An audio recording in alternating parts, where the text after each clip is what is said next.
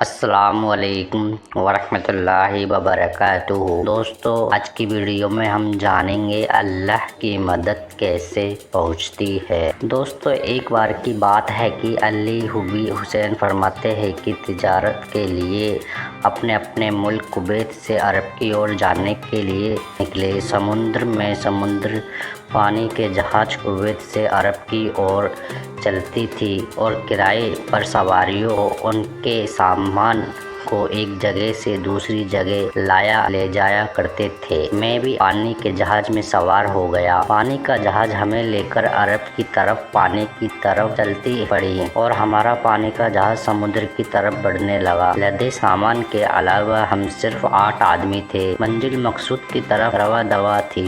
जहाज में सवार अक्सर लोग धीरे धीरे नींद आने लगी और मैं समुद्र के दोनों तरफ के हसीन वे नज़ारों को देखकर बहुत खुश हो रहा था। अचानक मेरी नज़र पानी में एक बड़ी सी मछली पर पड़ी और उछल कर दूर तक कोई नामो निशान नहीं था। फिजा बिल्कुल साफ सुथरी और इंतहाई खुशगवार थी। दायरे तिजला बिल्कुल परसुकून था। बड़ी मस्ती में खूबसूरत गाने झूम झूम कर गाए जा रहे था। जहाज बड़े सुकून पानी की सतह पर तैरने लगा। कुछ दूर चलने के बाद एक मछली पानी में जहाज के अंदर आ गई। मैंने जल्दी से मछली को पकड़ लिया कि कहीं ऐसा न हो कि वह दोबारा समुद्र में छलांग लगा दे। मछली को पकड़ने के लिए जो मैं दौड़ा तो हिचकोले खाने लगी। इसकी वजह से लोग से बाहर आए और जब उन्होंने मछली देखी तो एक आदमी ने कहा, यह मछली अल्लाह ताला ने हमारे लिए भेजी है, इसलिए क्यों न हम आगे किनारे पर उतरे और इसे भून कर खा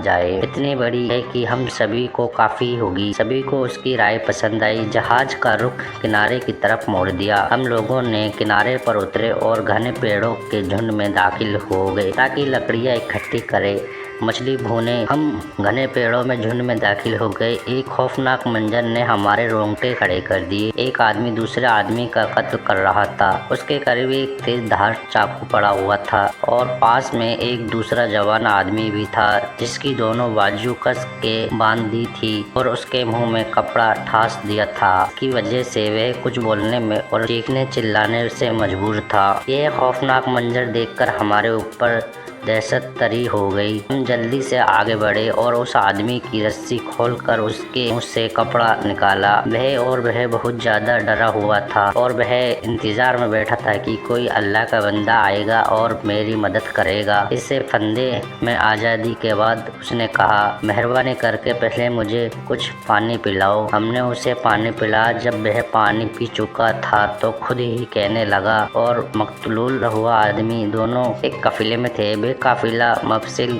से बगदाद की तिजारत के लिए जा रहा था। यह मखलूत भाप गया कि मेरे पास काफी माल है, चुनांचे इसने मुझसे दोस्ती कर ली और प्यार मोहब्बत का हार करने और मेरे करीब करीब रहने लगा। हर वक्त मेरे साथ लगा रहता, बहुत कम मेरा साथ छोड़ता। मेरा भी उस पर काफी एतमाद हो गया। काफिला अपनी मंजिल की तरफ रवाना हो गया, लेकिन थोड़ा आराम करने के लिए इस हासिल पर काफिले ने पड़ाव डाला। रात के आखिरी हिस्से में काफिला रवाना हो गया, लेकिन मैं सोया हुआ रहा, इसलिए मुझे काफिले की रवानगी की खबर न हुई। काफिले की रवानगी के बाद इसने मेरी नींद का नाजायज फायदा उठाते हुए मुझे रस्सी से बांध दिया, जैसे कि तुम मुझसे देख रहे हो।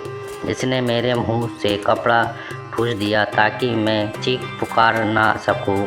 इसने मेरे पास जो कुछ माल था वह छीन लिया और मुझे जमीन पर पटक दिया। फिर मुझसे कत्ल करने के लिए मेरे सीने पर बैठ कर कहने लगा, अगर मैं तुझे जिंदा छोड़ दूं तो बाद में तू मुझसे मिलकर मुझे जलील कर सकता है, इसलिए मैं जरूर तुझे कत्ल करूंगा। यह तेज छुरी जो ज़मीन पर पड़ी हुई है तुम लोग देख रहे हो, इस मतलूब के कमर पर बंधी हुई थी। उसने मुझे कत्ल करने के लिए कमरबंद से छुरी खींची, लेकिन छुरी उससे फंस गई, जिसकी वजह से वह निकल ना रही थी। उसने छुरी निकालने की बड़ी कोशिश की। जब ये नाकाम हो गया तो इसने पूरी ताकत लगा दी और छुरी कमरबंद के खींची। छुरी धार ऊपर की तरफ थी। छुरी एकदम जोर से निकली और जाकर उसकी गर्दन में घुस गई, गर्दन कट गई। उसका काम तमाम कर दिया। गर्दन कटते ही खून का फव्वारा जारी हो गया। जब ताकत ने जवाब दे दिया तो वह मुर्दा हालत में जमीन पर ढेर हो गया। यह मुजरिम मेरी आंखों के सामने अपनी बुराई के अंजाम को पहुंच गया, लेकिन इसके बावजूद मैं अपनी मौत का यकीन हो चला था कि हम जिस जगह बहुत ही कम लोग यहाँ से गुजरते हैं, इसलिए मैं सोच रहा था कि कौन मेरे साथ पाँव खोलेगा और कौन मुझे इस आफत से निजात दिलाएगा। फिर मैंने अल्लाह ताला को पुकारा और शुरू किया। मैंने अल्लाह ताला से दुआ की, ए अल्लाह मेरे पास किसी को भेज दे जो तेरे इस मुसीबत ज़्यादा बंदे को फांदे से निजात दिलाए। मैं बराबर यही दुआ करता रहा। मैं मजलूम था और मजलूम की दुआ अल्लाह ताला ज़रूर कबूल करता है, और यही वजह है कि तरफ भेजा और तुमने आकर मेरी जान बचाई। ज़रा तुम लोग मुझे बतलाना कि आखिर वह कौन से असबाब थे जिनकी वजह से तुम लोग इससे बेआबाद जगह आने पर मजबूर हो गए। काफिले वालों ने बताया कि तुम्हारे पास आने की जो वजह बनी वह एक मछली है जो हमारे समुद्री जहाज में आकर पड़ी।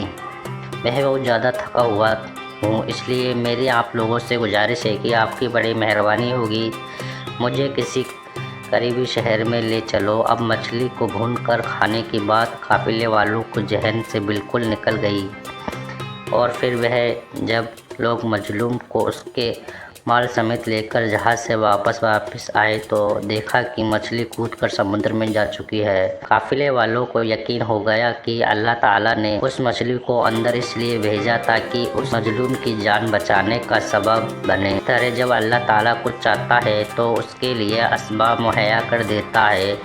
नबी करीम सल्लल्लाहु अलैहि वसल्लम की हदीस है, मजलूम की बद्दुआ से बचो, क्योंकि मजलूम की दुआ अल्लाह ताला के यहाँ रुकावट नहीं होती।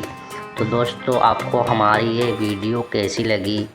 अगर आपको हमारी ये वीडियो अच्छी लगे तो आप हमारे चैनल को सब्सक्राइब एंड वीडियो को लाइक ज़रूर कर दें। अस्सलामु अलैकुम वरहमतुल्लाहि वबरकातुहू।